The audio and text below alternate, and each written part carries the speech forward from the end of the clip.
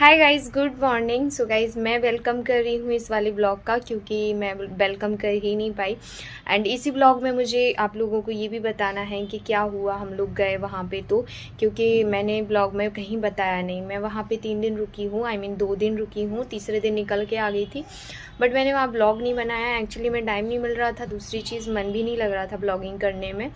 तो मैं आप लोगों को क्विकली आपको बता देती हूँ कि क्या क्या हुआ वहाँ पे। जब हम लोग पहुँचे तो वहाँ पे जो प्रॉपर्टी के लिए आए थे, जो हमारे मतलब लगते हैं बड़े ससुर के बेटे, नाती, जो भी लगते हैं, तो पापा मुझे बोलते हैं कि वो आपके नाती लगते हैं, आई मीन मैं उनकी दादी लगती हूँ या मैं उनकी चाची लगती हूँ और वो मेरे मतलब बेटे लगते हैं, ऐसा रिलेशन है कुछ। तो वो आए हुए थे, तो सब लोगों को पापा ने इकट्ठा कर लिया था कि भाई विवाद मत करो, आपको जो भी है, जैसा भी आपका डिसीजन है, हम हर एक चीज़ के लिए अग्री कर रहे हैं, बट जितना आपका है हम आपको उतना ही देंगे, ऐसा नहीं है कि हम आपको ज़्यादा या कम देंगे। तो दैट्स वाई पापा ने वहाँ पे कुछ लोगों को, रिलेटिव्स वालों, मतलब कुछ परिवार के सभी लोगों को जोड़ के, और हम लोगों के पहुंचने के पहले ही बात को रफा दफा कर दिया था। एंड वो मान गए थे और वो निकल भी गए थे वहाँ से। फिर हम लोग रुके, क्योंकि सेकंड डे ही सानू दीदी का बर्थडे था, तो 10 तारीख को हम वहाँ पे रुके। फिर 11 तारीख को हमारा वहाँ से रात में रिजर्वेशन था निकलने का, तो 11 तारीख को नहीं निकल के 12 को फिर निकले। तो ऐसे करके अभी बाबू वहीं पर हैं। और आप लोगों को बता दूं कि मेरी अभी इस टाइम पे बहुत ज़्यादा तबीयत ख़राब है ऐसी कि मुझे फ़ीवर आ रहा है और खांसी एक बार जब उठना चालू हो जाती है ना, तो बस ऐसा लगता है जैसे सांसें रुक रही हैं और जान निकल जाएगी, इतना ज़्यादा मतलब तकलीफ़ होती है। और सच बताऊँ ना, इस टाइम पे लाइफ थोड़ी सी उथल पुथल हो चुकी है, क्योंकि मैं आप लोगों को इस ब्लॉग में बता रही हूँ, जिस दिन हम लोग दमोह से आए थे उसी दिन मेरी बड़ी सास यानी कि टीना की दादी ख़त्म हो चुकी थी। और वो हमारे आने के जस्ट आधे घंटे बाद हमें न्यूज़ मिली कि वो नहीं रही। बहुत टाइम से वो बीमार थी, और इतनी ज़्यादा बीमार थी कि मतलब हम लोग जब देखने जाते थे तो पता है क्या बोलते थे कि भगवान अब इनकी सुन ले, क्योंकि इतनी ज़्यादा उनको तड़पना थी। मतलब उनका माइंड, उनको ये पता ही नहीं था कि उनकी हालत क्या है, बिल्कुल पागल टाइप की हो चुकी थी। सिर्फ एक ही बात को बोलती थी, टीना का नाम आता था तो टीना टीना टीना टीना टीना। एंड चंपा भाभी मेरी जो जेठानी है, उनका सिर्फ चंपा चंपा चंपा ऐसे करती रहती थी। उनको खाने पीने में भी दिक्कत होने लगी थी, चलने फिरने में तो हो ही गई थी। तो ऐसे करते करते 1.5 साल हो गया था। 1.5 साल से वो लड़की डाइपर पहनाती थी और चेंज करना एंड ऑल, इतनी ज़्यादा केयर करती थी। बट उनकी हालत भी बहुत ज़्यादा ख़राब थी, कर भी क्या सकते हैं, वो भी करवा रही थी, उनको थोड़ी ना पता था कि क्या हो रहा है उनके साथ। तो जैसे ही ख़त्म हुई, हम लोगों ने पापा को बोला, जब हम यहाँ आए थे दमोह से यहाँ आए थे, तो दोनों बच्चों को कोल्ड था, मुझे भी हल्का हल्का सा कोल्ड हो रखा था। तो फिर पापा से पूछा कि पापा क्या करें, हम लोग निकल आए। तो पापा ने बोला कि नहीं, रहने दीजिए, आप लोग 13वीं तक आ जाइएगा। तो इसीलिए हम लोग नहीं गए। हम लोगों का प्लान था कि 13वीं तक जाएंगे, बट बीच में ये प्रॉब्लम हो गया, जिसकी वजह से हमें यहाँ से तुरंत जाना पड़ा। और अब बाबू वहाँ पे रुके हैं। 15 तारीख को उनकी 13वीं पड़ रही है, तो 15 तारीख को वो वहाँ पे 13वीं करके ही आएंगे। आई डोंट नो मेरे ये दिन कैसे निकलेंगे, क्योंकि एक दिन में तो मेरी ऐसी हालत हो रखी है ना कि क्या बताऊँ। और उधर पे उनकी भी, क्योंकि उन्हें पता चल गया है कि मुझे बहुत तेज़ी से फ़ीवर भी आ रहा है। एंड सबसे बड़ी बात, जो मुझे खांसी चल रही है वो इतनी ख़तरनाक वाली चल रही है कि खांसी होते होते होते होते उल्टी भी हो जाती है, और ऐसा लगता है बस सांस निकल जाएगी, सीने में दर्द होने लगता है, पेट में दर्द होने लगता है खांसते खांसते। तो ये वाली कंडीशन है, आई डोंट नो कैसे निकलेंगे। और सीरियसली गाइज, ऐसा नहीं है कि मुझे व्लॉगिंग करने में मज़ा नहीं आता या मैं व्लॉग करना नहीं चाहती, मैं करना चाहती हूँ। बट वही है ना, मेरी तबीयत भी ख़राब है, ऊपर से लाइफ इतनी ज़्यादा उथल पुथल हो चुकी है ना कि अभी कुछ समझ में भी नहीं आ रहा कैसे क्या करूँ, कि क्या बताऊँ क्या ना बताऊँ। और भी चीज़ें हैं बताने के लिए, बट मैं क्या क्या बताऊँ यार। आप कहोगे क्या ज़िंदगी की सारी प्रॉब्लम आपकी लाइफ में है, बट सीरियसली कभी कभी लगता है कि सब कुछ भगवान ने मेरी लाइफ में डाल दिया है। तो चलिए आगे आप इस ब्लॉग को देखिए, बाकी मैं मिलती हूँ आप लोगों को ब्लॉग के एंड में। सो गाइज़, हम लोग रास्ते में जा रहे थे, तो यहाँ पे मतलब सागर की बारी मिलता ही है एक स्पॉट ऐसा जहाँ पे बहुत सारे मंकी होते हैं। तो लोग गाड़ी रोक के उनको खाने के लिए डालते हैं। हालांकि यहाँ पे लिखा हुआ है कि नहीं डालना चाहिए, तो सड़कों पे नहीं डालते हम लोग, तो किनारे में गाड़ी रोक के डाल देते हैं, बनाना वगैरह ले लेते हैं तो वही डाल देते हैं। सो गाइज़, दीदी का जन्मदिन था, तो इस वजह से हम लोगों ने रात के 12 बजे सेलिब्रेशन किया, एक छोटा सा सेलिब्रेशन, क्योंकि सेलिब्रेशन तो करना नहीं था, जस्ट केक मंगवाया हुआ था। तो ये केक रखा है, आप लोग देख सकते हैं। एंड मैं आप लोगों को बता दूं कि सब लोग टीका कर रहे थे, तो बाबू को मैंने जैसे ही बाबू ने मेरे हाथ में मोबाइल दिया, मुझे लगा उन्होंने चालू नहीं किया और मैंने क्या किया, उसे बंद कर दिया ऑलरेडी। तो यहाँ पे पापा ने दीदी को टीका लगाया था। उसके बाद भैया ने, इसके बाद इन्होंने बोला कि तुम पकड़ो मोबाइल, मैं लगा दूँ। और ये देखिए, मतलब मेरा और बाबू का एडिट हो गया है। तो मैं आप लोगों को बता दूं कि हम लोगों ने दीदी को ऐसा वैसा कोई गिफ्ट नहीं दिया था, क्योंकि ऐसा कोई प्लान था ही नहीं।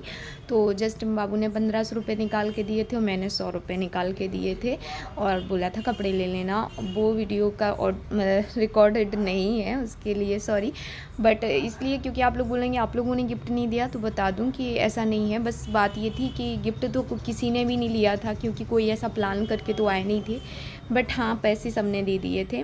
सो यहाँ पे आप देख सकते हैं, आप सब एक दूसरे को केक खिला रहे हैं। एंड ये केक इतना स्पेशल था, मतलब इतना टेस्टी था, इतना टेस्टी कि क्या बताऊँ।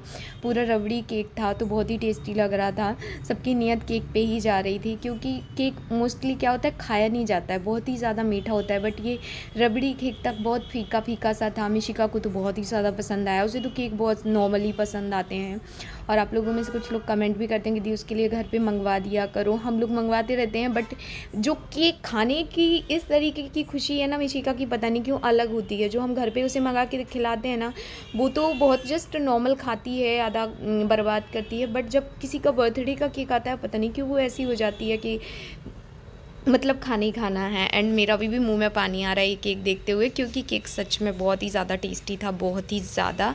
सो या 10 अक्टूबर को दीदी का बर्थडे था, जो कि निकल गया है, और 25 अक्टूबर है। एंड साथ ही साथ कल मिशिका का बर्थडे है, यानी कि 26 अक्टूबर को। और मतलब बहुत सारा भी विडम्बना हो रही है व्लॉग। आई डोंट नो ये कितने तारीख को डलने वाला है, क्योंकि अगर आज डल गया तो डल गया, वरना कल तो मिशिका का बर्थडे है तो टाइम नहीं मिलेगा। और उसके बाद भी मैं बिज़ी हूँ, किस लिए बिज़ी हूँ वो आपको ब्लॉग के थ्रू पता चल जाएगा। सो यहाँ पे ये देख सकते हैं दीदी का केक कट गया है, और तो इसके बाद हम लोग खाना पीना खा के सो जाएंगे और मिलेंगे आपको मॉर्निंग में, क्योंकि मैं दमों में ज़्यादा ब्लॉगिंग नहीं कर पाती हूँ। सो गाइज़ मॉर्निंग हो चुकी है, और ये देखिए मिशिका और मंस दोनों ही फ्रॉक पहने हुए हैं। वो मंस चले आ रहे हैं।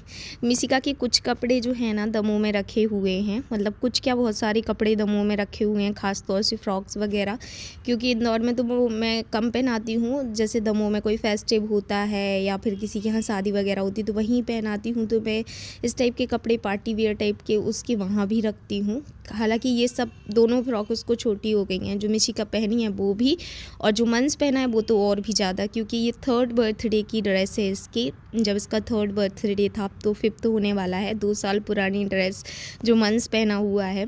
और यहाँ पे देख रहे हो कितने दोनों के दोनों उधम मचा रहे हैं, मतलब कि अंदर नहीं जाने दिया तो मैं पानी से खेलूँगा। मंस बहुत ही ज़्यादा शरारती बच्चा है, बहुत ज़्यादा शरारती करता है, बट सेम टाइम ये बहुत अच्छा लगता है, क्योंकि यही टाइम है जब ये शरारतें चालू रहेंगी आगे जाके। तो इन बच्चों को स्कूल में पढ़ जाना है और काफ़ी सारी चीज़ें। मिशिका के स्कूल के आप लोग बहुत ज़्यादा क्वेश्चन करते हैं, सो आप लोगों को आने वाले ब्लॉग्स में बता दूंगी कि स्कूल जाते हैं या नहीं। और यहाँ पे आप देख सकते हैं जिस दिन हम लोग आ रहे थे, यानी कि हम लोग किस दिन निकले थे, 12 अक्टूबर को। तो ये दमोह की देवी जी हैं, जो कि वहाँ पे रखी जाती हैं मूर्तियाँ। इतनी सुंदर सुंदर मूर्तियाँ रखी जाती हैं वहाँ पे, इतने सुंदर सुंदर पंडाल होते हैं वहाँ के, कि मतलब आपकी जो आँखें हैं ना वो उनसे हटेंगी ही नहीं, जैसे कि हमारी नहीं हट रही थी। एंड सच बताऊँ ना, दमोह और जबलपुर की देवी जी फेमस है, मतलब रखी जाती हैं। जो पूरा दमोह इसी तरीके से सजा था। आगे आपको जैसे जैसे आप आगे बढ़ेंगे ना, डेकोरेशन चेंज मिलती जाएगी, और इतनी सुंदर डेकोरेशन, इतनी सुंदर सुंदर देवी जी कि मतलब मेरी तो नज़रें नहीं हट रही थी। हमारा बस का टाइम हो रहा था, तो जल्दी जल्दी गाड़ी भगा रहे थे कि चलो जल्दी पहुंचना है। लेकिन मतलब मुझे तो लग रहा था यहाँ उतर के और पहले इनके अच्छे से दर्शन किए जाएं। ये जो देवी जी थी ना, इतनी सुंदर है, आप देखिए जितनी ब्यूटी इनकी मोबाइल में दिख रही है उससे कई गुना ये सामने से सुंदर थी।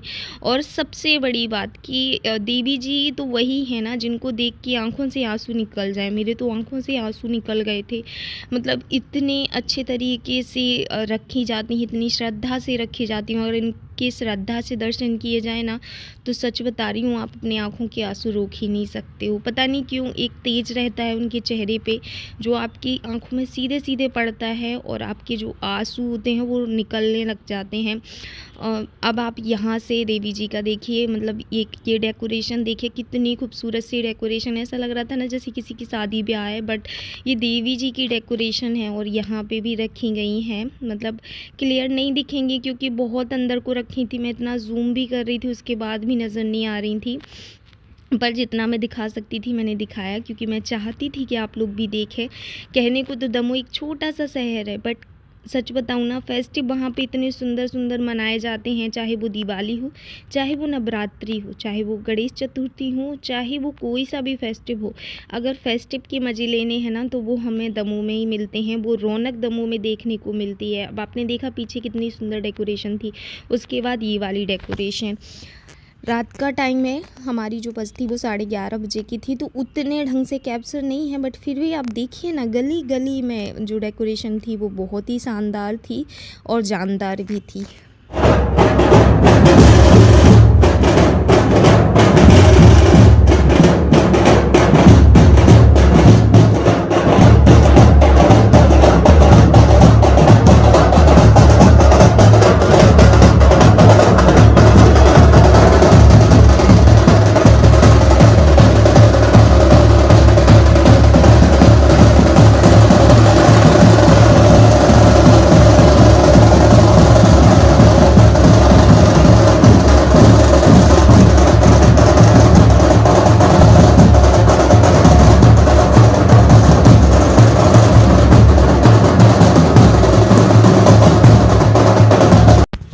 तो गाइज़, आप लोग सच सच बताना, आप में से कितने लोगों के जब ये बैंड बाजे आपने सुने आपके रोंगटे खड़े हुए। जब मैं वहाँ पे खड़ी थी ना, मेरे रोंगटे खड़े हो रहे थे, मेरे आंखों से आंसू निकल रहे थे। और अभी भी जब मैंने सुना ना, तो थोड़ी सी टाइम के लिए ऐसा लगा बस सुनते ही रहे।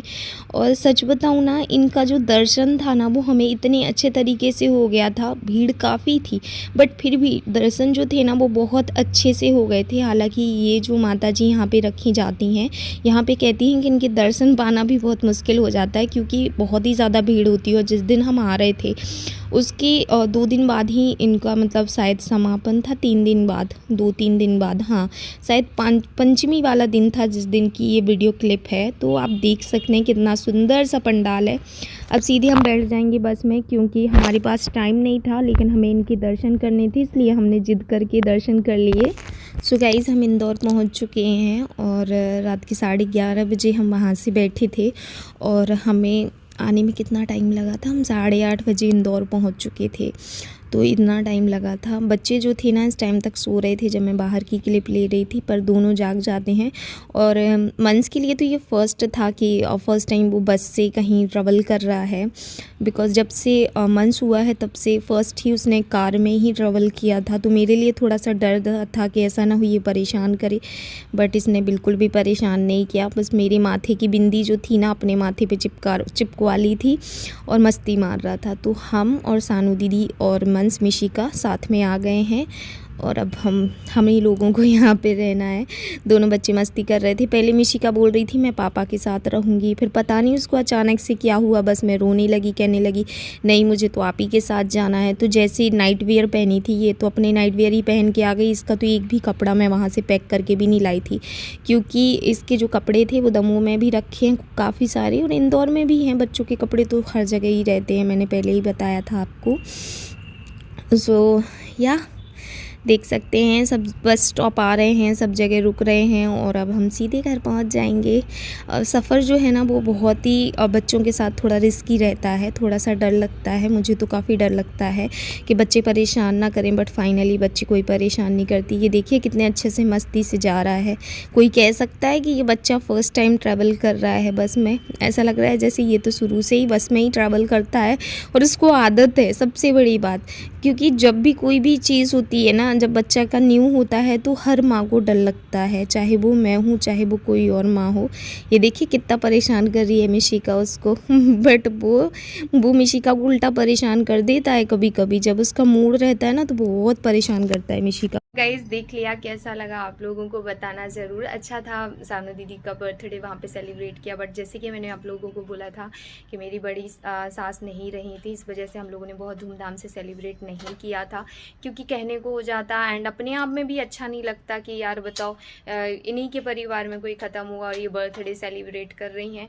बट ये केक कटना तो एक छोटी सी नॉर्मल सी बात है, हालांकि वो बूढ़ी ही थी, बट फिर भी थी तो हमारे परिवार की ना, अभी देर भी नहीं हुई थी उनकी, इस वजह से। सो चलिए इस वाले ब्लॉग को हम करते हैं एंड हम मिलते हैं नेक्स्ट ब्लॉग के साथ, तब तक के लिए बाय गाइस।